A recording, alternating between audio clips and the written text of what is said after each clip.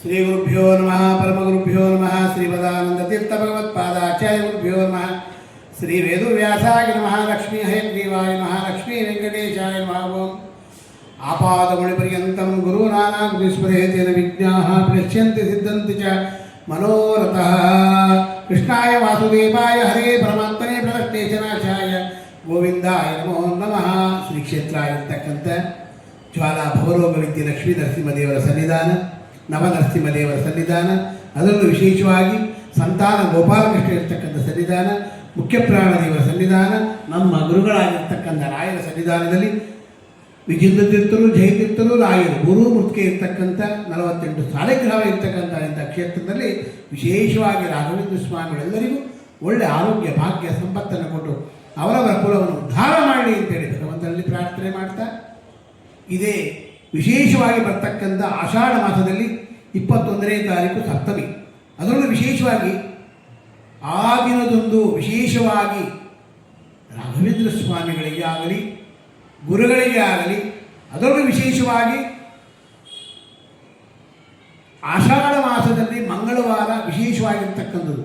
ಏನು ವಿಶೇಷ? ನಮಗೆ ಸಾಲ ಬಾಧೆ ಆಗಿರ್ಬೋದು,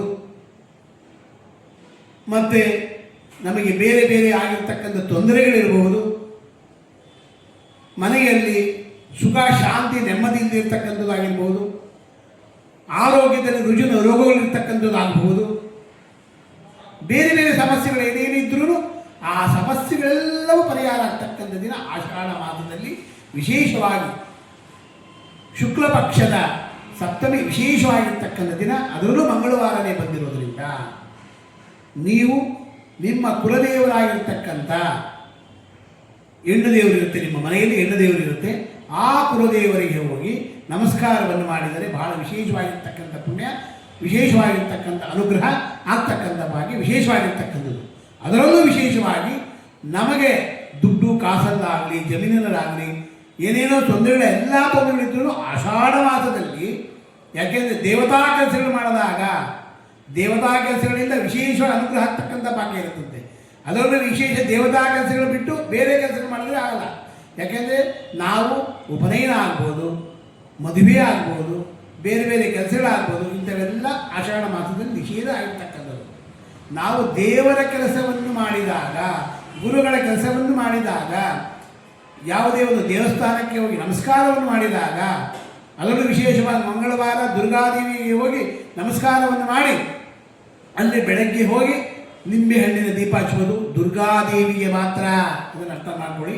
ದುರ್ಗಾದೇವಿ ದೇವಸ್ಥಾನಕ್ಕೆ ಮಂಗಳವಾರ ಹೋಗಿ, ಇಲ್ಲ ಹೆಣ್ಣು ದೇವತೆಗಳಿಗೆ ಹೋಗಿ ನಿಮ್ಮ ನಿಮ್ಮ ಕಷ್ಟಗಳನ್ನು ಹೇಳಿ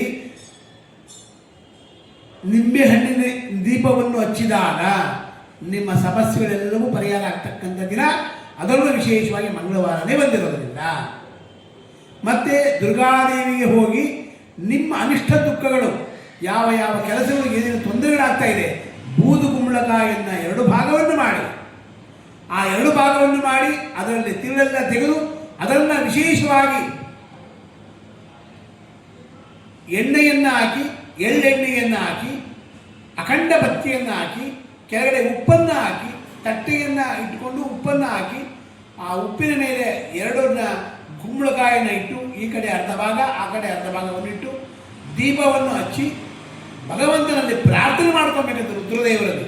ಮೃತ್ಯುಂಜಯಾಯ ರುದ್ರಾಯ ನೀಲಕಂಠಾಯ ಶಂಭವೇ ಅಮೃತೇಶಾಯ ಸರ್ವಾಯ ಶ್ರೀಮನ್ ಮಹಾದೇವಾಯ ತೇ ನಮಃ. ಓಂ ಶಂಭವೇ ನಮಃ. ನಮಸ್ತೆ ಅಸ್ತು ಭಗವನ್ ವಿಶ್ವೇಶ್ವರಾಯ ಮಹಾದೇವಾಯ ತ್ರಯಂಬಕಾಯ ತ್ರಿಪುರಾಂತಕಾಯ ತ್ರಿಕಾಗ್ನಿಕಾಲಾಯ ಕಾಲಾಗ್ನಿರುದ್ರಾಯ ನೀಲಕಂಠಾಯ ಮೃತ್ಯುಂಜಯಾಯ ಸರ್ವೇಶ್ವರಾಯ ಸದಾಶಿವಾಯ ಶ್ರೀಮನ್ ಮಹಾದೇವಾಯ ತೇ ನಮಃ.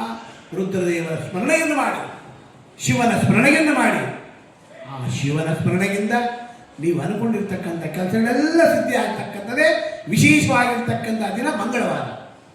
ಅದರಲ್ಲೂ ವಿಶೇಷವಾಗಿ ರಂಗನಾಥನ ಸನ್ನಿಧಾನದಲ್ಲಿ, ಆ ಸನ್ನಿಧಾನಕ್ಕೆ ಹೋದಾಗ ನಿಮಿಷಾಂಬ ಅಂತಕ್ಕಂಥ ತಾಯಿ ಇದ್ದಾಳೆ. ಆ ದೇವಸ್ಥಾನಕ್ಕೆ ಹೋಗಿ ನಿಂಬೆಹಣ್ಣಿನ ಆರತಿಯನ್ನು ಮಾಡ್ತೀವಿ, ನಿಂಬೆಹಣ್ಣಿನ ಹಾರನ್ನು ತೆಗೆದುಕೊಂಡು ಹೋಗಿ ನಿಮಿಷದಲ್ಲಿ ವಾಸಿ ಆಗ್ತಕ್ಕಂಥದ್ದು, ನಿಮಿಷದಲ್ಲೇ ಪರಿಹಾರ ಆಗ್ತಕ್ಕಂಥದ್ದು ನಿಮಿಷಾಂಬ ಅಂತಕ್ಕಂಥದ್ದು. ಅದಕ್ಕೋಸ್ಕರವಾಗಿ ಇಂಥ ನದಿಯ ಸ್ನಾನವನ್ನು ಮಾಡಿ ಅಲ್ಲಿ ಸ್ನಾನದಿಂದ ದೇವಿಯ ಪೂಜೆಯನ್ನು ಮಾಡಿ ಅದರಿಂದ ಭಾಗ್ಯ ಆಗ್ತಕ್ಕಂಥ ಭಾಗ್ಯ ಇರುತ್ತೆ. ಎಲ್ಲೂ ಹೋಗಲ್ಲ ಅಂದಾಗ ನಿಮ್ಮ ಮನೆಯ ಹತ್ರ ಇರ್ತಕ್ಕಂಥ ಹೆಣ್ಣು ದೇವಸ್ಥಾನಕ್ಕೆ ಹೋಗಿ ಆ ಹೆಣ್ಣು ದೇವಸ್ಥಾನಕ್ಕೆ ಹೋಗಿ ನಿಂಬೆಹಣ್ಣಿನ ಆರತಿಯನ್ನು ಮಾಡಿ ಬೂತ್ ಕುಂಬಳದ ಆರತಿಯನ್ನು ಮಾಡಿ ಅದರಿಂದ ವಿಶೇಷವಾಗಿ ಆಗ್ತಕ್ಕಂಥ ಭಾಗ್ಯ ಇರುತ್ತಂತೆ. ಅದಕ್ಕೋಸ್ಕರವಾಗಿ ಈ ಬಂದಿರತಕ್ಕಂಥ ಆಷಾಢ ಮಾಸದಲ್ಲಿ ಮಂಗಳವಾರ ವಿಶೇಷವಾಗಿರ್ತಕ್ಕಂಥ ದಿನ, ಶುಕ್ರವಾರ ಮಹಾಲಕ್ಷ್ಮೀ ದೇವಿ ವಿಶೇಷವಾಗಿ ದುರ್ಗಾದೇವಿಯ ಅದು ವಿಶೇಷವಾಗಿರ್ತಕ್ಕಂಥ ದಿನ.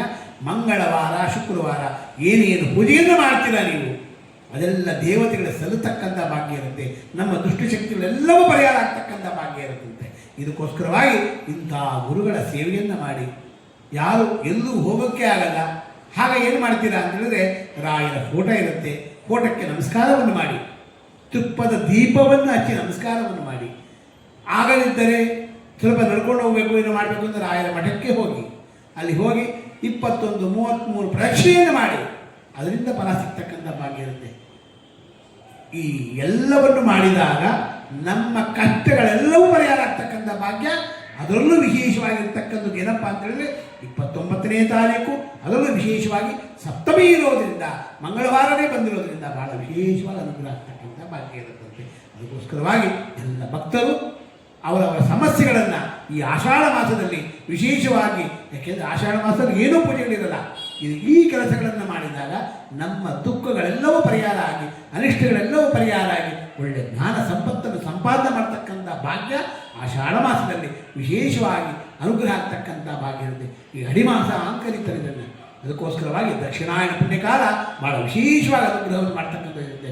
ದಕ್ಷಿಣಾಯನ ಪುಣ್ಯಕಾಲ ಭಗವಂತ ಎಲ್ಲರಿಗೂ ಅನುಗ್ರಹವನ್ನು ಮಾಡಿ ಅವರವರ ಕಷ್ಟಗಳನ್ನೆಲ್ಲವನ್ನೂ ಪರಿಹಾರ ಮಾಡಿ. ಯಾಕೆಂದರೆ ರಾಘವೇಂದ್ರ ಸ್ವಾಮಿಗಳು ವಿಶೇಷವಾಗಿ ದಕ್ಷಿಣಾಯನ ಪುಣ್ಯಕಾಲದಲ್ಲಿ ಅವರು ವಿಶೇಷವಾಗಿ ರಾಘವೇಂದ್ರ ಸ್ವಾಮಿಗಳು ಸನ್ಯಾಸತ್ವ ತಗೊಂಡಿದ್ದ ದಿನ ಅವತ್ತು. ಅದಕ್ಕೋಸ್ಕರವಾಗಿ ಬೃಂದಾವನಸ್ಥನಾಗಿರ್ತಕ್ಕಂಥ ದಿನ ಅವತ್ತಿಗೆ ಶ್ರಾವಣ ಮಾಸದಲ್ಲಿ ಇವೆಲ್ಲವೂ ಬರತಕ್ಕಂಥ ದಿನ ಶ್ರಾವಣ ಮಾಸದಲ್ಲಿ ದಕ್ಷಿಣಾಯನ ಪುಣ್ಯಕಾಲ. ಈ ದಕ್ಷಿಣಾಯನ ಪುಣ್ಯಕಾಲ ವಿಶೇಷವಾಗಿರ್ತಕ್ಕಂಥದ್ದು, ಅದು ಶುಕ್ಲ ಪಕ್ಷದಲ್ಲಿ ವಿಶೇಷವಾಗಿರ್ತಕ್ಕಂಥ ವಾರ. ಭಗವಂತ ಎಲ್ಲರಿಗೂ ಅನುಗ್ರಹವನ್ನು ಮಾಡಿ, ಗುರುಗಳ ಅನುಗ್ರಹವನ್ನು ಮಾಡಿ, ರಾಯರ ಅನುಗ್ರಹವನ್ನು ಮಾಡಿ ಅವರವರ ಕಷ್ಟಗಳೆಲ್ಲವೂ ಪರಿಹಾರ ಆಗಿರ್ತೀವಿ. ಭಗವಂತನಲ್ಲಿ ಪ್ರಾರ್ಥನೆ ಮಾಡ್ತಾ ನಮೋ ಬ್ರಹ್ಮಣ್ಯ ದೇವಾಯ ಗೋ ಬ್ರಾಹ್ಮಣಗಿತಾಯ ಜಗದ್ವಿತಾಯ ಕೃಷ್ಣಾಯ ಗೋವಿಂದಾಯ ನಮೋ ನಮಃ. ಪೂಜ್ಯಾಯ ರಾಘವೇಂದ್ರಾಯ ಸತ್ಯ ಧರ್ಮರತಾಯ ಚ ಭಜತಾಂ ಕಲ್ಪವೃಕ್ಷಾಯ ನಮತಾಂ ಕಾಮಧೇನವೇ ದೂರ್ವಾದಿ ದ್ವಾಂತರವೇ ವೈಷ್ಣವೇಂದ್ರೇ ವರಂದ್ರೇ ಶ್ರೀ ರಾಘವೇಂದ್ರ ಗುರುವೇ ನಮೋ ಅತ್ಯಂತ ದಯಾಳವೇ. ಗುರುಗಳೆಲ್ಲರಿಗೂ ಅನುಗ್ರಹ ಮಾಡಿ ಹಂಸನಾಮ ಪಕ್ಷಿಯಾಗಿರ್ತಕ್ಕಂಥ ಹೇಗೆ ಹಾಲನ್ನು ತಗೊಂಡು ಬಿಡುತ್ತೋ ನೀರನ್ನು ಬಿಡುತ್ತೋ ಅದೇ ರೀತಿಯಾಗಿ ನಮ್ಮನ್ನು ಒಳ್ಳೆ ಗುಣವನ್ನು ತಗೊಂಡು ಕೆಟ್ಟ ಗುಣವನ್ನು ಬಿಟ್ಟು ನಮ್ಮನ್ನು ದಾನ ಮಾಡಿ ಅಂತೇಳಿ ಭಗವಂತನಲ್ಲಿ ಪ್ರಾರ್ಥನೆ ಮಾಡ್ತಾ ಸರ್ವಂ ಶ್ರೀಕೃಷ್ಣಾರ್ಪಣಮಸ್ತು. ಮಧ್ವಾಂತರದ ಭಾಗವೀಶ.